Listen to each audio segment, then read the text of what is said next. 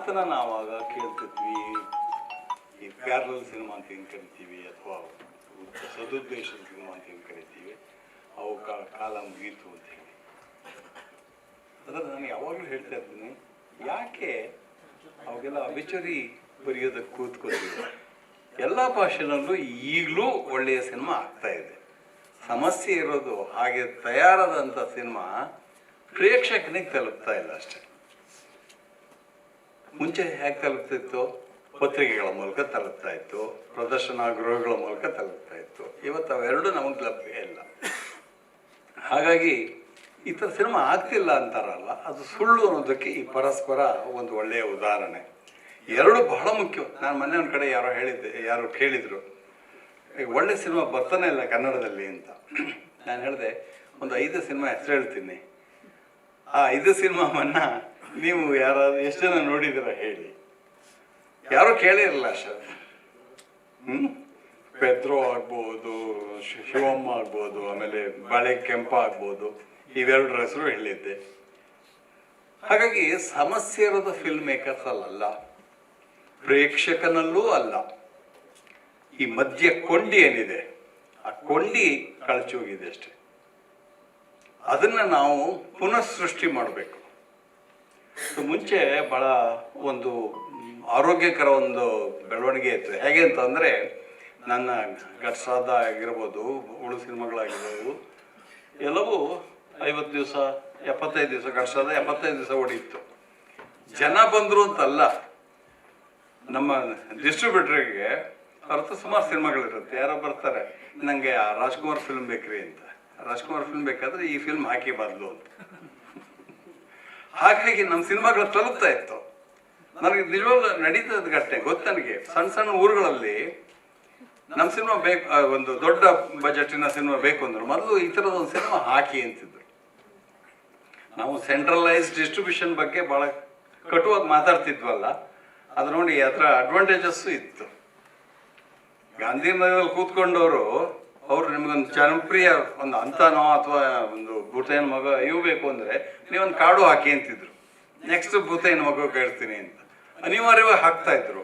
ಹಾಗೆ ಅನಿವಾರ್ಯವಾಗಿ ಹಾಕೋದ್ರಿಂದ ಪ್ರೇಕ್ಷಕನನ್ನ ಒಂದು ರೀತಿಯಲ್ಲಿ ಟ್ಯೂನ್ ಅಪ್ ಮಾಡ್ತಾ ಇದ್ರು. ಒಂದು ಪ್ರೇಕ್ಷಕ ವರ್ಗ ಸೃಷ್ಟಿ ಆಗ್ತಾ ಇತ್ತು. ಇವತ್ತೇನಾಗಿದೆ, ಆ ಕೊಂಡಿ ತಪ್ಪಿರೋದ್ರಿಂದ ಪ್ರೇಕ್ಷಕ ವರ್ಗ ಇದ್ರೂ ಅವರು ನಮ್ಮ ಕಣ್ಣಿಗೆ ಬೀಳ್ತಿಲ್ಲ. ಆ ಪ್ರೇಕ್ಷಕ ವಿರುದ್ಧ ಅಭಿವೃದ್ಧಿ ಆಗಿಲ್ಲ ಅಂತ ಒಂದು ಅನೇಕ ಪ್ರಯತ್ನಗಳು ಮಾಡಿದ್ರು. ಜೋಗಿಯವರೇ ಈಗ ಹೇಳಿದ ಹಾಗೆ 4-5 ಪ್ರಯತ್ನ ಮಾಡಿದ್ವು. ಆದರೆ ನಾವು ಬೇಸಿಕಲಿ ಫಿಲ್ಮ್ ಮೇಕರ್ಸು. ನಮಗೆ ಫಿಲ್ಮ್ ತಗೊಂಡು ಡಬ್ಬಲ್ ತಗೊಂಡು ಊರೂರಿಗೆ ಹೋಗಿ ತೋರಿಸೋದು ಭಾಳ ಕಷ್ಟ ಆಗ್ತದೆ. ಇವತ್ತು ಅದು ಸುಲಭ ಆಗಿದೆ. ಇನ್ಫ್ಯಾಕ್ಟ್ ಡಿಜಿಟಲ್ ಮೀಡಿಯಮ್ ಬರುತ್ತೆ ಅಂತ ಅಂದಾಗಲೇ ನಾವು ಮುಂಚೆ ಏನು ಲೆಕ್ಕ ಹಾಕಿದ್ದು ಅಂತಂದರೆ, ಈ ಸ್ಟುಡಿಯೋ ಸಿಸ್ಟಮ್, ಇದು ಥಿಯೇಟರ್ ಸಿಸ್ಟಮ್ ಹೋಗಿ OTT ಬಂದಾಗ ಅಥವಾ ಡಿಜಿಟಲ್ ಇದು ಬಂದಾಗ ಯಾರು ಎಲ್ಲಿ ಬೇಕಾದ್ರೂ ಕೂತ್ಕೊಂಡು ನೋಡ್ಬೋದು. ನ್ಯೂಯಾರ್ಕಲ್ಲಿ ಕೂತ್ಕೊಂಡು ಇವತ್ತು ಆ ಸಿನಿಮಾ ನೋಡ್ಬೋದು ಅಂತ. ಅಂಥದ್ದು ಆಗಲಿಲ್ಲ ನೋಡಿ, ಅದು ನಮ್ಮ ದುರಂತ. ಅಂಥದ್ದು ಒಂದು ಸಾಧ್ಯತೆ ಮಾಡುವ ಒಂದು ಕೆಲಸ ಇದು. ಹಾಗಾಗಿ ಈ ಪರಸ್ಪರ ಏನಿದೆ ಒಂದು ಭಾಳ ದೊಡ್ಡ ಪ್ರಯೋಗ ಅಂತ ನನಗೆ ಅನ್ನಿಸ್ತಾ ಇದೆ. ಅದು ಯಶಸ್ವಿ ಆಗಬೇಕು.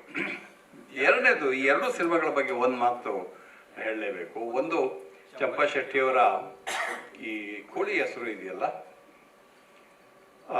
ನನಗೆ ಬಹಳ ಮುಖ್ಯವಾದ ಒಂದು ಕೃತಿ. ಯಾಕೆ ಅನ್ನಿಸ್ತಾ ಇದೆ ಅಂತಂದರೆ, ಕೇವಲ ಕಥೆಯಿಂದಲ್ಲ, ಅವರು ಸಿನಿಮಾ ಭಾಷೆಯನ್ನು ದುಡಿಸ್ಕೊಳ್ತಿರೋ ಕ್ರಮ ಇದೆಯಲ್ಲ, ಅದು ಭಾಳ ಚೆನ್ನಾಗಿದೆ ಅಂತ ಅನ್ನಿಸ್ತು. ಯಾಕೆಂತಂದರೆ ನಮಗೆ ಸಿನಿಮಾವನ್ನು ಒಂಥರ ವಾಸ್ತವದಿಂದ ದೂರ ಮಾಡಿ ನಾಟಕೀಯ ಇದ್ರ ಮೂಲಕ ಕಟ್ಟಬೇಕು ಅಂತ ಹೇಳ್ತಿದ್ರಲ್ಲ, ಅದು ಹೊರಟೋಗಿದೆ ಇವತ್ತು.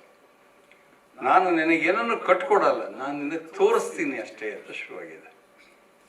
ಈ ನೋಡುವ ಮತ್ತು ತೋರಿಸುವ ಕ್ರಿಯೆ ಇದೆಯಲ್ಲ, ಅದು ಸ್ವಲ್ಪ ಇವತ್ತಿನ ಗ್ರಾಮರ್. ಅದು ಪೃಥ್ವಿಯವರು ಅದನ್ನು ಹಿಂದಿನ ಫಿಲ್ಮ್ ಪಿಂಕಿಯಲ್ಲಿ ಬಹಳ ಅದ್ಭುತವಾಗಿ ಮಾಡಿದ್ರು.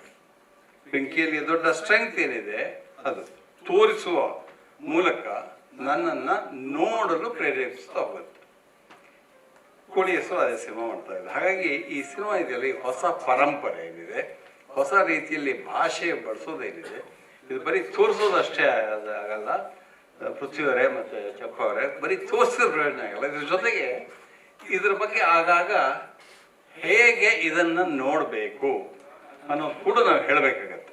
ಇದು ಈ ಎಷ್ಟೋ ಸಲ ಕೇಳ್ತಾರೆ, ನೀವೇ ಸಿನಿಮಾ ಮಾಡ್ಕೊಂಡು ನೀವೇ ಕಾದಂಬರಿ ಬರ್ಕೊಂಡು ನೀವೇ ಮಾಡಬೇಕಾ ಅಂತ. ಆದರೆ ಇವತ್ತು ಅದು ಅನಿವಾರ್ಯ ಆಗಿಬಿಟ್ಟಿದೆ, ಅನಿವಾರ್ಯ ಆಗಿದೆ. ಯಾಕಂತಂದರೆ ಇವತ್ತು ಹೊಡೆತ ಬಡ್ತ ಆ ಕ್ರೌರ್ಯ ಅದರ ನಡುವೆ ಈ ಥರ ಏನು ಇಲ್ಲದೆ ಒಂದು ಇದ್ದೊಡ್ದಾಗ ಇದು ಯಾಕೆ ನೋಡಬೇಕು ಅನ್ಸ್ಬೋದು. ಆದರೆ ಕ್ರೌರ್ಯ ನಮ್ಮನ್ನು ವಾಸ್ತವದಿಂದ ದೂರ ಹೋಗುತ್ತೆ, ಇವು ನಮ್ಮನ್ನು ವಾಸ್ತವಕ್ಕೆ ತೋರಿಸುವ ಪ್ರಯತ್ನ.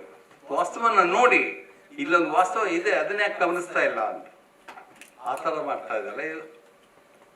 ಆ ಕಾರಣಕ್ಕಾಗಿ ಇವೆಲ್ಲ ಭಾಳ ಮುಖ್ಯವಾಗ್ತಾ ಹೋಗುತ್ತೆ. ಅದನ್ನು ಇದೊಂದು ಮೊದಲ ಹೆಜ್ಜೆ ಅಂತ ಇಟ್ಕೋಬೋದು. ಇದು ತುಂಬ ಯಶಸ್ವಿ ಆಗೋದು ಬಹಳ ಮುಖ್ಯ.